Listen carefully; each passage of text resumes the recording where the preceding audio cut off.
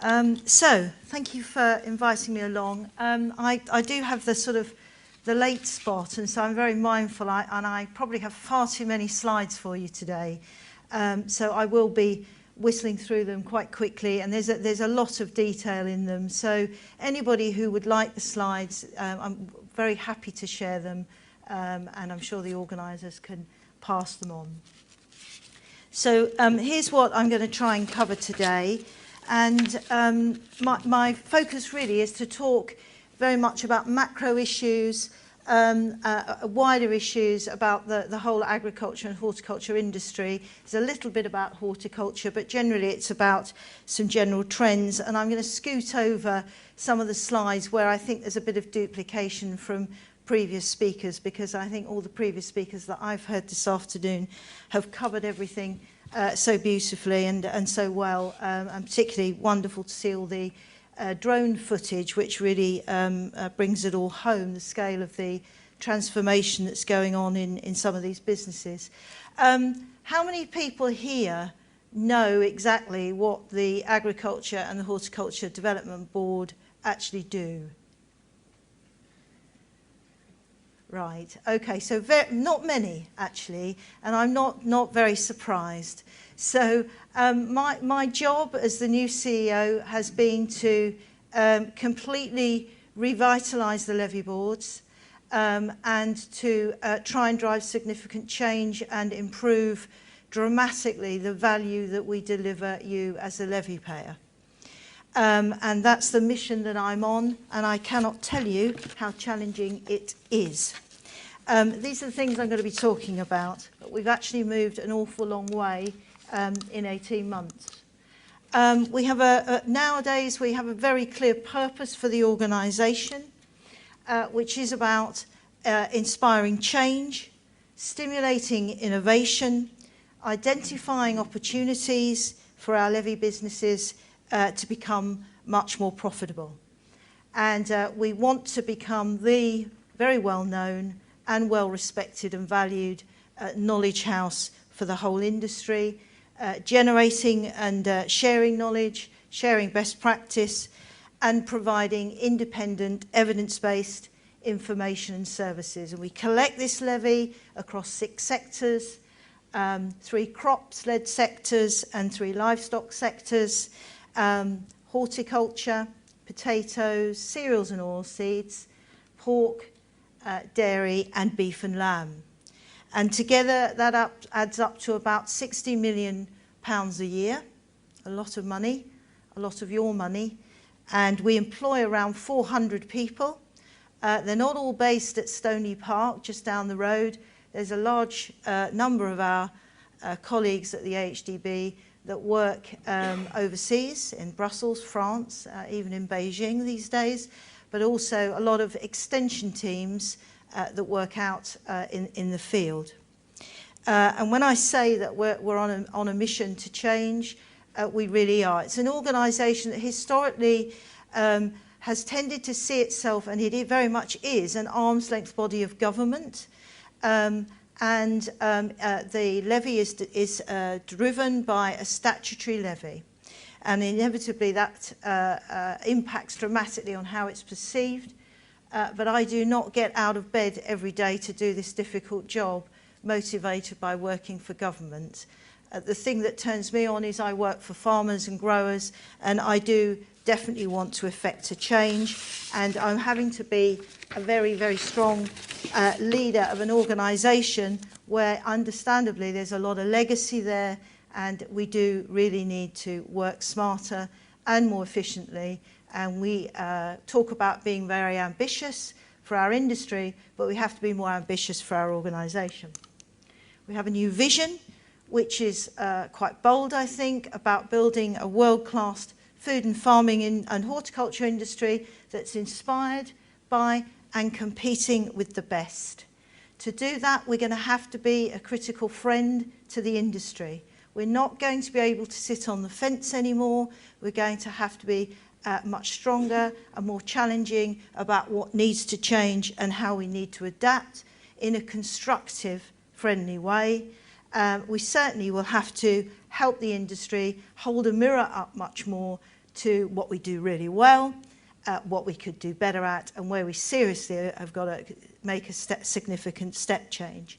And we have to do that by working much more constructively with other stakeholders. Here are our 4 corporate strategic priorities, and a lot of this vision and priority setting is underpinning all the strategies that we're now expecting our sector boards to drive. So every strategy in every sector is not set by me and my leadership team, it's set by the sector boards, which is made up of our levy community, and their job is to set the strategy and then to monitor my performance and that of my team to make sure that we're realising the commitments that we've made. The first one around inspiring the industry to be more competitive and resilient, that's a really number one thing, and that does require a significant step change in everything that we do, all the services that we offer, becoming much more outcome focused, probably concentrating on fewer types of activity, but where we really think we can make a difference, and being prepared to provide the evidence of where we can do better. And a big part of that is being prepared to look at our competitors in Europe and overseas, see where the best are performing and understand what they're doing really, really well. I can't tell you how difficult it has been to get that as a strategic priority for our levy boards, because we have significant quarters of the total industry who still don't like us to talk about competitiveness. And I think if we can't get over that one, it highlights the challenge that we've got as an industry. The second one around speeding up, accelerating the adoption of innovation and productivity, very, very important. And we want to do that by coordinating and helping direct much more future decisions around research and knowledge exchange, and joining up those two things in a much more practical way for the farmer and grower on the ground. The third one around helping the industry understand and deliver what consumers will trust and buy at home and internationally. I think Ed covered this very well. We have to understand, we have to get under the skin of this consumer insight piece and help our farmers and growers understand that much more. In some of our sectors, certainly I don't think in horticulture, but in many of our sectors we still have too many businesses that continue to want to produce a product for which they're struggling to find a market. And you know, we've got to help those businesses to move on. And the other key thing is we have to help these businesses see things through a lens which is about what the consumer wants in the market where we're trying to deliver it. And I've not seen that done anywhere as well as I've seen it done in Denmark, where a small country, they've got to export what they're doing and really go for gold on the export front. And they are seriously motoring on new product development for new markets, export markets, and really thinking out of the box about how they do that. I saw them taking, liquid milk from their dairy farmers, a grade A type liquid milk, and reconstituting it as a food ingredient, as a replacement for tofu for the Chinese, the affluent Chinese middle class. Very, very clever stuff, and very clever new product development with everybody in the chain working together for a common goal. And the final one around thought leadership and horizon scanning. I think the organisation, because it's always worn its independence and its connection to government quite heavily, has been quite frightened to show leadership to the industry and thinking about the key issues that we need to amplify and helping make more sense of them.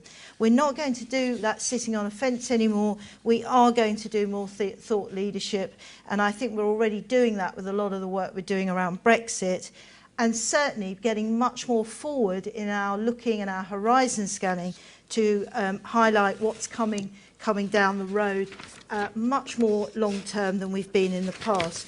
Some of you will remember, in fact, some of you used to help us with a lot of this work, but we've gone from the proliferation of names of organisations and brands on the left-hand side to one AHDB now. This is all about trying to create identity, and it's all about trying to signal that we're one joined up organisation. I can't tell you how important that is in terms of working smarter with your money, because we absolutely can save an awful lot of money that could be reinvested in how you want it reinvested if we help our sectors share better, share resource, look at where they can collaborate, and certainly share best practice. There is so much best practice in each sector that the other sectors know absolutely nothing about. So although I had one head office with everybody working on under one roof, it was very, very rare for the sectors to have much to do with each other. And that is really not good at all. I'll move on from that because I think I've already built a case for why change was necessary. But we've also introduced a whole new leadership team, gone from a leadership team that I inherited of 10 people to a much smaller group. And in there, we've actually brought in 2 people from other walks of life that are really adding a lot of value. Our new Chief Communications and Market Development Officer. It's bringing a lot of skills from the NHS. And Tom Hine, who may be familiar to some of you, he was the Agriculture Director at Tesco's. A couple of slides here that just explain some of the work that we already do. And some of the work where we're going to focus much more. Business development, business improvement on farm, really, really, really crucial bit of the work we do, and will continue to be a big plank of the work that we do. We've had phenomenal success, particularly in the cereals and oilseed space, with farmer-to-farmer learning in a programme called the Monitor Farms programme, which has been astounding in the levy payer satisfaction that we're getting back. In some of our sectors, we don't get a lot of levy payers telling us they're happy, but in cereals and oilseeds we do, particularly as a result of the Monitor Farms work. Research and knowledge exchange, hugely important part of the horticulture piece, and historically horticulture has tended to spend most of its levy on the research and development aspect of this. The new horticulture sector that's being developed by the Horticulture Board today, which we will be consulting with you on very shortly, actually is starting to embrace other areas of work in addition to research. And so for the first time, I think ever, the Horticulture Board have asked for a knowledge exchange team to be set up. So we actually have a hands-on knowledge exchange team in horticulture now. Another big part of the knowledge exchange piece going forward will be around benchmarking, not just benchmarking with other businesses like your own, but particularly benchmarking with overseas competitors. Benchmarking is an area where horticulture actually worries quite a lot about that, and we're finding that's an area which is not necessarily an area where you want to go, although it is something that the other sectors are embracing in quite a big way. And then innovation and skills. As somebody said earlier, our involvement with the agri-tech centres is very, very important, particularly the crop health one, chaps. And I see this as having enormous potential going forward on the innovation piece. The skills agenda also very, very important for those people already in farm and developing the skills for the leadership on that farm business, but also for their staff, but then also thinking about the next generation that we bring in and how we can draw and attract the brightest young people into our industry. And recently, the AHDB has just taken on Bright Crop, which was part of FACE. I don't know if any of you are aware of that. We've just taken that on with a view to seeing if we can help transform the effectiveness of that organisation. Market development is another big piece of work that we do, and again, you'll see more expenditure and more focus on that going forward. Particularly around development of new markets where we're seeing real opportunity, and that is quite an exciting space because we have a lot of expertise within the AHDB that has historically developed in the meat side, but actually the skills that those guys have is just as relevant for any sector, because it's all about export work and helping with compliance to get ready to open up new markets. On that picture you'll see we've actually been selling pig's trotters to the Chinese. So this is a waste product in the UK. So we've opened up that market, and the Chinese are absolutely loving that product and looking for more, and also selling barley, British barley, to the Chinese. So this side just sort of sums up some of the things that we want to be able to do, particularly around the British food area, and the whole thing really is all about smartening up our approach to driving business growth. There's a number of factors that are impacting us, and the biggest one, of course, right this minute is the Brexit conundrum, which occupies quite a lot of my time, particularly with meetings with government at the moment. And these are the ongoing challenges that you guys have been grappling with for a long time, but they're still there. And then you add to that list the Brexit one. And that is a big one.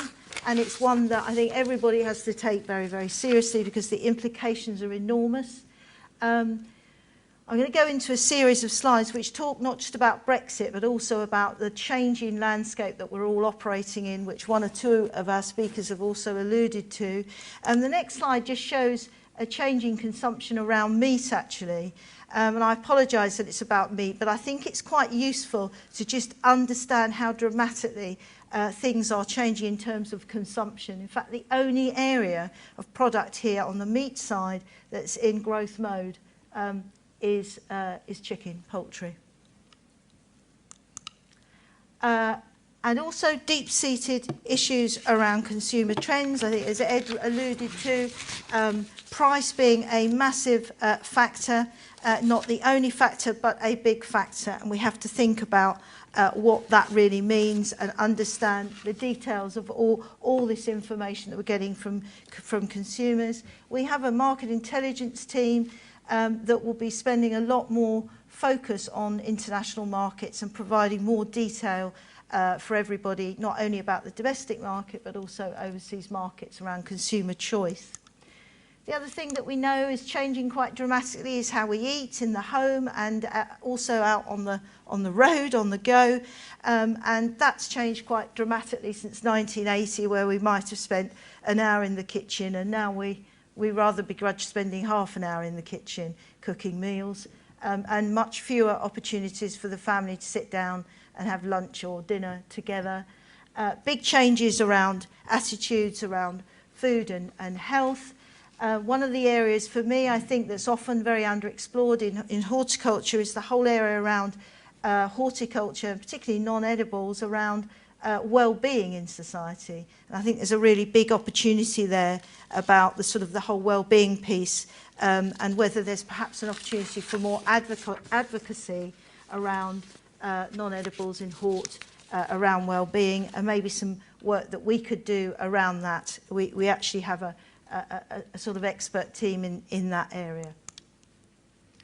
Lots of opportunities to capitalise on overseas market growth for those people that want to do it, particularly a growth in the middle classes in Asia and Europe. But as I said earlier, we can't just go into it blindly. We've got to be very intelligent about how we approach that, looking at the consumer through a lens which is based on the market that we're approaching, not just on our understanding of what we think our consumers like and appreciate.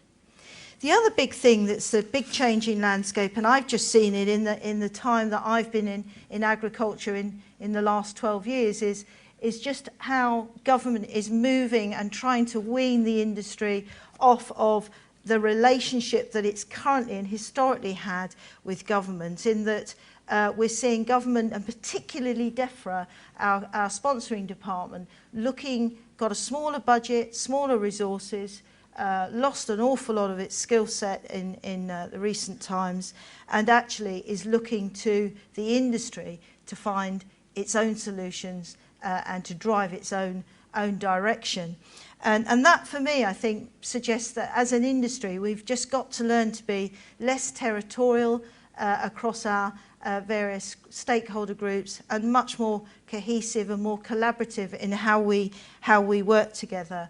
And it's very interesting seeing how the government departments are jostling at the moment for who's having what area of responsibility in a post-Brexit world. But DEFRA's spotlight, the clout that DEFRA would have had is definitely waning, and these are very challenging times for that department, particularly as it's going into this thinking about an agriculture and horticulture strategy for the future.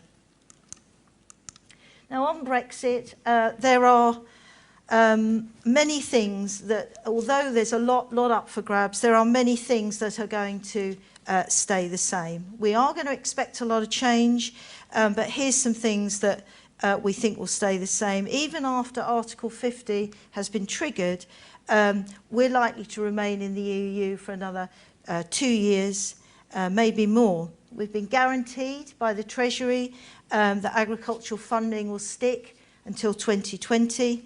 And while there may be an expectation that there'll be a bonfire of EU rules and regulations, we now understand that many of these rules and regulations will continue in the short term, and maybe longer, depending on the trade deals that are agreed.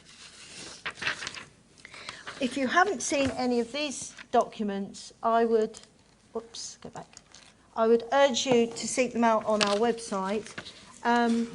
They've been produced by our market intelligence team, and they go into an awful lot of detail about the repercussions of Brexit, and the particular one, the latest one around trade, is very important. It actually covers a whole section on horticulture.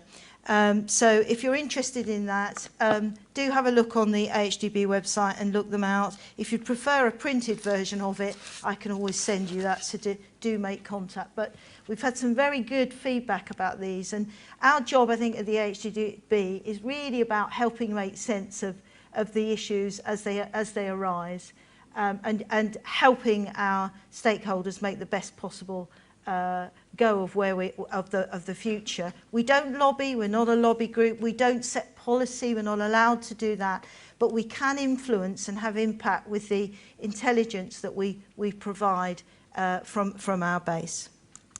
These are the four major areas that agriculture is worrying about: international trade, of course, ag policy, migrant labour being a massive one, obviously, for this sector, and that wider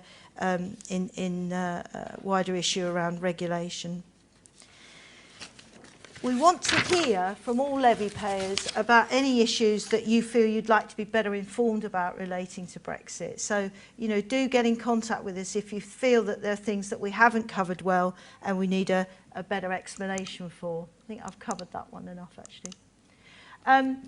Support payments and all of the issue around ag policy, really. It's very likely that we will end up with some very significant new legislation driving the future of the industry, probably in the next couple of years. Agricultural support levels, this slide just shows you, it gives you a sort of global perspective on that, and the countries with higher support tend to be richer and have higher food prices. I would expect, as I alluded to earlier, that the UK will look for inspiration from the Canadian and maybe the US models, where there's less support payments and where insurance-based schemes tend to be the dominant approach in supporting farmers and growers. This slide summarises by sector, really, the importance of support payments, but probably more interesting for you is this one. And this slide shows you a bit of an assessment by sector of what would happen if support was removed. And as you can see, there are varying degrees at which the different sectors could cope without support payments. A good chunk of horticulture is looking at facing good income prospects, and actually quite interestingly, not looking as desperate as some of the other sectors. But nevertheless, 18%, I think they're saying, unable to survive. More consolidation in many of these sectors is very, very likely post-Brexit. Horticulture, from our perspective at the AHDB, has always been one of the most progressive sectors. And in a way, that's why it's been rather sad when you reflect back at how we haven't learnt, by bringing those sector bodies together over the years, we haven't had enough joined upness in order to ensure that we're learning from the sectors that are progressive. But we will be doing that now. And it's a very important part of sweating the assets better. Some figures that sort of sum up what's coming in. The additional income that comes in has largely been through grants. How feasible that will be going forward remains to be seen, I think. And here's the split of the levy across the different sectors. You can see field veg and soft fruit being the biggest ones. And then the produce market, and where most of that focus is, the main retailers still representing the biggest chunk of the business, but actually a shrinking bit of the pie. We may see some of that speeding up, and the retail discounters and online surging ahead. I think, as Ed referred to, that the race to the bottom is definitely there. And I think when we saw the issue the other day, oh sorry, you haven't got, I'm on a different slide now, I'll whiz through that one because I wasn't going to cover that one. Oh, okay, got a different presentation, there we go. The other day was a big issues between Unilever and Tesco's, and that was really a bit of a marker of how that, some of the jostling that you will inevitably see, and has always probably been there, relating to the suppliers and the retailers and how they're going to work. But big pressure on prices, and it'll be interesting to see how that pans out as we're going forward. And as an organisation, we need to equip you with much more horizon scanning around some of that, where we are able to, particularly around practical things that businesses can be doing. Here's a slide that just summarises some of the work that we do and how we make available information about new innovation across the industry. We need feedback from you about how we can continue to improve that. Some of our sectors absolutely are desperate for us to be much more nimble of foot around information via the mobile phone, more mobile-friendly information, because that's with you all day, and that's something that we are working on in a more concerted way. For the first time now, we have a digital team in-house. That's twofold, really. A, it's to make us produce better services for you and be more agile, but primarily it's about saving money, because historically the organisation has outsourced an awful lot of that kind of creative work, communications work, marketing work and digital work outside to agencies, which is hugely expensive and not necessarily driven what we want. A big part of the future communication has got to be to help bring more insight and understanding to what your competitors are doing, and really bring that front of house so that you can see it and have that readily at your disposal, because the world's becoming much more volatile, more challenging, and it certainly will become a much more competitive place. And I think, for now, one could say it is a real defining moment for the industry around this piece around competitiveness. I won't go into any detail about this, because I think previous speakers have just covered this so well around the smart technologies. But there, as you've heard with the previous speaker, there's a lot of really exciting stuff going on that's actually happening now. We as an organisation need to help showcase that better. We need more case studies where we're showing what's going on to help enlighten and build confidence up for these very dramatic changes. And if you think about it, we have something like 75,000 people currently employed per day, I think, in UK harvesting of crops across all the sectors. So with issues like the national living wage and the future availability of some migrant labour, we're going to have to speed up those technology solutions, as you heard earlier. And there's some big issues that we are working on. We have a number of initiatives around these issues within the AHDB to help you. And some of you probably have been involved in some of our working groups on that. The important thing to remember is we're not allowed to lobby. We have other bodies that do lobbying, but we are able to provide... sorry, getting muddled up with my slides, aren't I? We are able to provide the intelligence to inform those lobbying organisations. So, you know, if you're involved with one of those, you know, how we can help you better, tell us, because we're very keen to do that. Skills, I think I've referred to that earlier, very mindful that the skills agenda is a big one for this sector. It is for all the sectors. We're doing a lot of work with the new National College for Land-Based Industries, led by Lee Morris. And that's interesting in itself because it should be much more employer-led in the type of work that it's doing in developing new qualifications and driving skills for your sector. Sorry, I've got very forward ahead on that. I'm nearly there. Innovators and early adopters, you've heard a lot about that in this sector. For me, I think it's one of the healthiest bits of the whole industry, and I'd like to be able to play a big role in helping with that going forward with the work that we're doing, both in terms of our knowledge exchange. Sorry, I'm having trouble with my buzzer today. The knowledge exchange and on the ground, but also in any materials that we put out. And finally, I just wanted to say we're very keen to get feedback from you. So we are about to publish our consultation document on the horticulture strategy and indeed the strategies for all 6 sectors. It will be quite different from anything that we've done before. It should be focusing on fewer things. It should be very clearly set out targets that we will be setting about the step change that we want to effect in every sector, which is a signal that we really do mean business to drive better value for you out of the levy. Get involved with that consultation. If you don't like it, please speak up and say and tell us what you want.